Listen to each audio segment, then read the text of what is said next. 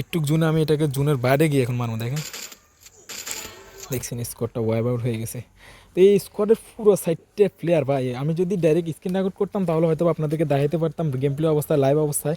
আমি কিন্তু screen record করতেছি না, আমি ম্যাচটা রেকর্ডিং করার পরে সেভ সেভ অপশান থেকে কিন্তু আপনাদেরকে দেখাচ্ছি ডাউনলোড ভিডিও করে। কিন্তু দেখেন ভাই চুনে কী কাটতেছিল ভাই, আর আমার স্পিড অবস্থা দেখছেন ভাই, এখানে কিন্তু প্লেয়ার চলে আসে আবার আমার কাছে, আমার ভাই মেডিটা পর্যন্ত করতে দেয় না ভাই, কী ইঞ্চি না অবস্থা দেখেন।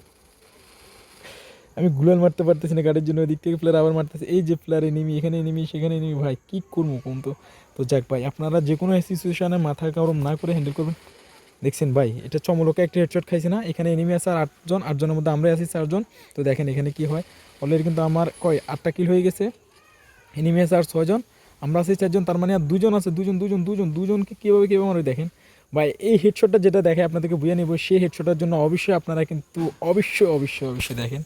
দেখছেন ভুইয়া, তো অবশ্যই সাবস্ক্রাইব। আল্লাহ হাফেজ। এই যে হিস্টোরি ডিটেলস।